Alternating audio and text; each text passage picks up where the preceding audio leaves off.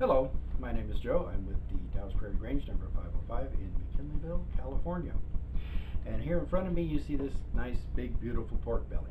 I'm going to show you guys how you can cure it and smoke it and make some of the best bacon you've ever had in your life. So let's get down to it. What I've done is I've taken this and I've rinsed it off. When it comes in the package, a lot of times it has a lot of the juices and stuff on it. You want to rinse all that off real well if you can. If you can, leave it sit out for just a little bit, 15-20 minutes or so. And what that'll do is that'll give a nice pellicle coating on it, which is some of the enzymes and the proteins in the meat that become sticky. That will allow the curing mixture that we put on it to stick to the meat a little easier. Now, speaking of the curing mixture, I have right back here, this is a mixture of coarse ground salt. I used canning and pickling salt. You can use kosher salt. The main thing is to make sure that it is not iodized. Okay, you don't need the extra iodine on there. It's not going to hurt anything. If you use a curing salt, be aware that the curing salt will add nitrites to this, which does a really good job of keeping the meat red color. It will also ensure that you don't get any like botulism or anything like that on it that will make the meat basically poison. We don't want poison bacon. That's not good. So what I have here, the mixture that I have, and I will put a recipe down below for the mixture, and this is about 9-pound pork belly. Well, 8.83 pound, 9 pound effectively. The mixture that I have, I'm going to put down there is for 3 pounds of meat. So it's a simple matter of just tripling it or increasing it to whatever size you need. The first thing that we're going to do once you rinse it off is you want to make sure that you dry it with a lint-free towel. Personally, I like to use paper towels. They don't leave lint. They dry it off real well. Throw it in the trash can. It's done. It's over with. It's out of your hair. Never have to worry about it again. Now, before I get started, I do want to say that there are a few things to consider. I got to looking into this at the beginning of the pandemic, and I was afraid I was going to, possibly do something wrong. But I also had the understanding that we as a species, as human beings, have been curing meat for literally thousands of years.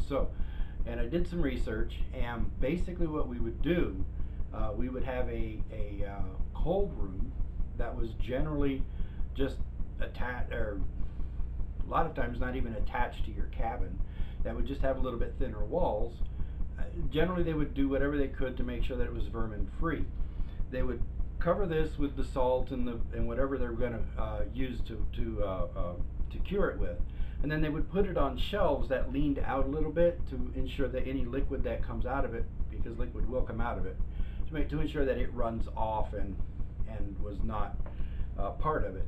They would let it cure generally throughout the winter, and then in the spring it was ready to cook. Today we use refrigeration when we cure the meat, so we don't have to worry too much about spoilage and things going bad. As long as you keep it below 40 degrees, then the stuff can't form on it. So with that having been said, this has now been sitting out long enough. See, I was wasting time for a purpose. Now what we're going to do is we're going to take our mixture and we're going to start spreading it on the meat. And what you'll want to do, you'll want to get a complete coverage if you can. Feel free to rub it in, pat it into the meat, see if you can get it to actually stick really, really well. Any large clumps that come up, you just go ahead and break them up and spread them around. This will be enough for the whole thing. We're doing both sides. One of the tricks that I like to do also is, you see I have a sackcloth towel underneath of what I'm working on. Makes cleanup a lot easier, because I don't know about you, but no matter how careful I am, stuff goes everywhere. So you want to also, if possible, cover the ends at least. The edges also would be good, and what that will do is that will help. What is happening is the salt in this mixture. This is just simply, like I said, coarse salt, brown sugar, and pepper. And what it does, the salt will go into the very surface of the meat and will pull moisture out. The sugar, being a natural antiseptic, will kind of seal it so that nothing can get into the surface of the meat. And the pepper is there just simply because it adds good flavor, frankly. You'll have a little bit of the sweetness from the salt, or from the sugar, a little bit of the saltiness from the salt, but for the most part, when this is done curing, and it'll take 2 weeks, but when this is done curing, we will wash all of the coating off of it. Okay, I've got the one side done, and you'll see that I've got it on a rack. It makes it easier for me to pick it up and move it around, and it also helps keep the stuff on the side that I just coated. And now we'll continue coating this side as well. And we try to get the edges, the sides, as best we can. The most coverage you can get, the more coverage you can get, I should say, the better off it's going to be.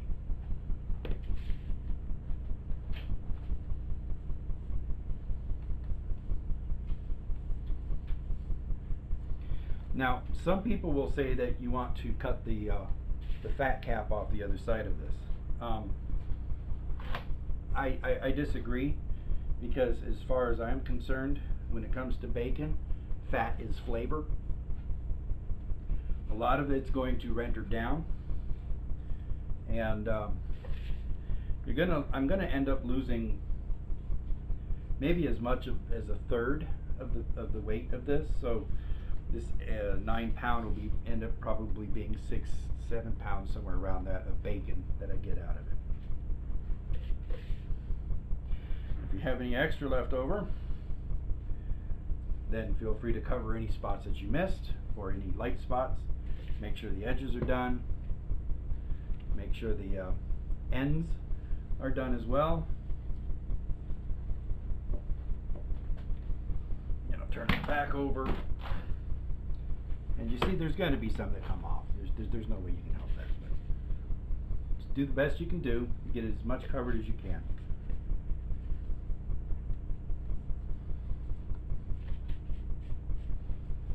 Okay. And with that done, I need to go. See, it's already starting to get wet. With that being done, I need to go get a bag to put it in, and I'll be right back. So yeah, I've got these bags. These are 10-gallon bags. They're made by Ziploc. Ziploc isn't paying me anything for it.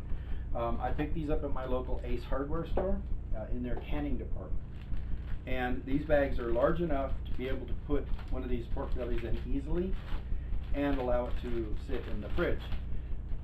These are not marked as being food grade bags, but the main thing that you have to look for is to make sure that they're not BPE. Make sure there's no BPE in it, and that box says right on the sides that they are BPE free. So I'm going to give you a pro tip here, something I learned a while ago. When you go to put this in this bag, all of this coating is going to stick to these ridges in the zipper. What I have found is if you take this and you fold it over twice, that protects the zipper so that you don't get your sugar and salt mixture in the zipper, and you can seal it up.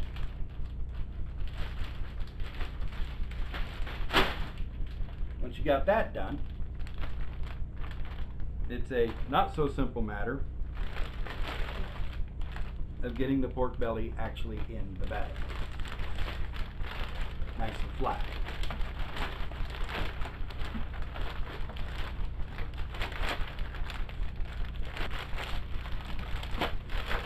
Now, once you get this in the bag and get it sealed up, what we're going to do is we're going to put it in the fridge for 2 weeks. Now,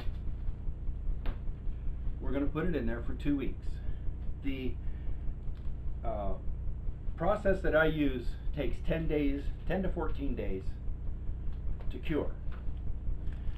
I use 14 days, I use 2 weeks because that generally tends to work better for my schedule. But anytime after 10 days. And the main thing that you want to do is check and make sure that it's nice and firm. If the meat is not firm, it's not cured. You also want to make sure that you turn it every day while it's in the fridge. Try to get as much air out of the bag as you can.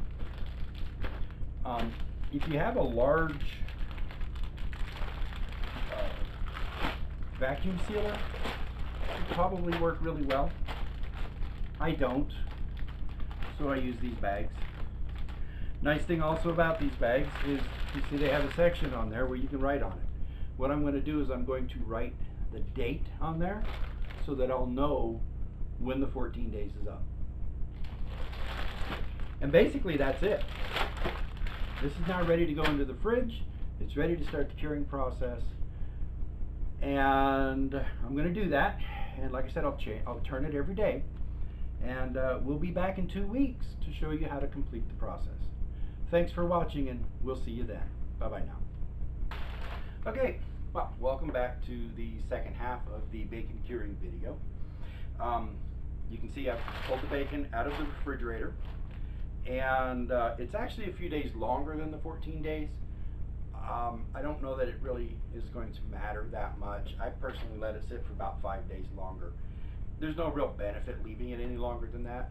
I don't know what the expiration time would be. I don't know if 6 days, 12 days is too long after the 14. Just, you know, pull it out as close to the 14 days as you can. Now what we're going to do, this has been in the fridge, like I said, all this time, and I've been turning it every day. And you can see it's got this nice liquid in the bottom of the bag. It leaks a little bit. They always do. I've never had one not leak a little bit. But what we're going to do is we're going to take it out of the bag. We're going to rinse it off. We're going to rinse the bag out also when we throw it away. It just makes it a little bit nicer, less likely to call ants until the garbage man picks it up. We're going to rinse it off. Just cool, clear water. You don't need to scrub it off. You're just trying to get the loose stuff off of it. I have seen the videos. Please do not use soap. I've seen videos with people that do that, and I'm really saddened that I have to say that. Just clean water, clear water, and yeah, we'll do that, and I'll be back in a few minutes. Okay, as you can see, I've got it rinsed off, and there's still going to be pepper, and if you have any other spices and herbs and whatnot, not all of it's going to come off. It's just not going to. So, and you don't need to scrub it. You just want to pat it gently. I'm using paper towels. You can use any lint-free cloth that you want. You want to try to get both sides, you know, dabbed off as much as possible. Now the next step on this bacon is, and I think at this time you can actually technically call it bacon. It's cured now. So I don't know if calling it a pork belly is really accurate anymore. So I'm going to call it bacon because, well, that's what I'm doing. I'm the one doing it. I can do that. The next thing we're going to do is we're going to take it and we're going to put it in the refrigerator. Now you notice I have it on a tray with a rack under it. What that's going to do is that's going to allow the air to get all the way around underneath of it, and we put it in the refrigerator uncovered for a couple of hours. Does a couple things. First of all, it does kind of make it a little more firm when we're dealing with it, but it's actually still kind of firm right now. But the main reason to do that is to form a pellicle. The pellicle is a sticky surface made from the enzymes and the proteins in the meat. And what that will do is that will give something for the smoke to stick to, give you a much richer, much deeper flavor, rather than just throwing it in there like this in the smoker. We like to let it form that pellicle. It takes about an hour to 2 hours to do that. So I'll probably leave it in there for about an hour and a half or so, and then we'll be back. And we're back. This has been about an hour and a half in the fridge, and it's got a nice sticky surface to it. The pellicle is really nicely formed. It's at this point now it goes onto the smoker. Now, I know some of you are going to say, but Joe, I don't have a smoker. Okay, it's actually very simple. Cure for that, what you do is you take it and you would roast it in your oven at 200 degrees. It takes a couple of hours. You want to roast it so that the internal temperature is 150 degrees. Now, the best way to do that, to find out about that, is with a thermometer. This one is a digital. These are both digital thermometers here. You can take it in and you stuff it in the meat, and it'll tell you what the temperature is. There are differences between them, pluses and minuses, benefits and to each one. The other one that I'm using though is a remote thermometer. Now this will go into the meat, and it will go out and plug into the thermometer that's actually in the grill, on the grill right now, and it'll tell me right here what the temperature is, so I don't have to go out and keep keeping an eye on it. It takes a couple of hours to do that, at, like I said, at 200 degrees. If you don't have a smoker but you want the smoky flavor, we got you covered there as well. In that case, you want to use a liquid smoke. Now, you have to be careful. Wrights has no idea I'm doing this. I'm not getting a penny from them. So this is just literally smoke that was on my counter this morning. But you want to look on the back and make sure that it is from natural smoke flavors. This one happens to be hickory. If you get them that have the artificial flavors, unless you've used it before, you want to be careful, because the artificial flavors can come up with a rather harsh, sometimes chemical taste, and that would ruin your bacon, and I would hate to have you ruin your bacon. So again, you would put it on the meat, put it on your bacon, roast it for 2 hours approximately at 200 degrees in the oven. Then you take it out. And again, you would want to try it before you put it on both times. You know, you can either put it on before and then roast it, or roast it then put it on. If you don't like the flavor of either of them, try it both ways. I'm not going to judge. So what we're going to do is we're going to take this probe and we're going to stick it down into the meat. You want to try to get it as close to the middle as you can. Otherwise you'll get false temperature reading. Now my smoker only goes to 225. It's either 180 or 225. And that's telling me that it's up to temperature. It's either 180 or 225 degrees. And again, it's going to take an hour and a half to 2 hours to smoke the meat. And when we're done, then we'll be back. Okay, now as you can see, this has already been smoked, and I put it in the fridge for about a half hour. What that does is that allows it to get cooled off, so it makes it nice and firm, makes it a lot easier to cut it. And what I like to do, and you may have better cutting techniques than I do, but what I like to do is I like to come along up here on this end, and you have to square it up. So I'll cut off some pretty hefty slices so it's nice and square. Then that'll also give me stuff that I can sample it with. I mean, we have to know how good the meat is, right? The hard part for me is cutting this thin. I've not been able to cut it very thin yet. I usually end up with about 8 to 10 slices per pound, which is really good if you're having BLTs, but otherwise it's more like a slab of bacon than a slice of bacon.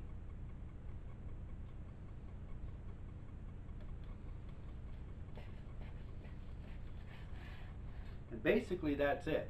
Now, this has been heated to an internal temperature of 150 degrees. What that means is that the bacon is what we call brown and serve. It's not fully cooked, because if it was, then when you put it in the pan to heat it up, then it would get dry, and dry bacon is sad bacon. So what we do is cook it up to 150 degrees internal. Means it's not quite cooked all the way through, but by the time you put it in the pan, get it all nice and heated up, or in the oven if you tend to bake it, by the time it's all hot, it's fully cooked and it's nice and juicy, and it's still really, really good.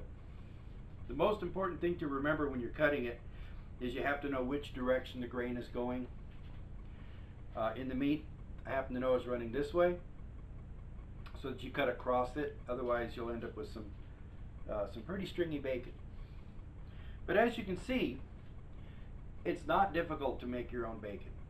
You just have to remember to keep a few things in mind. And when it comes time to pull it out after the curing process, be prepared to spend all day, because it's going to be a hurry up and wait situation. You do a process, you wait a couple hours. You do a process, you wait a couple hours. You do a process, you wait a couple hours. And that's the way your day is going to go. So make sure you have a clear calendar on the days when you do go to smoke the bacon. And basically with that, that's all there is. Hope you enjoyed this video. Please give us a like and subscribe if you want to see more like this, and hit the bell notification so that you'll be told when new videos come out. We have things planned for the fairly near future. We're looking at doing a pasta video pretty soon, hopefully curing up some Canadian bacon, and never know, might even get a pizza dough recipe in there here and there. So enjoy. Thank you for joining me, and enjoy your bacon. Thank you.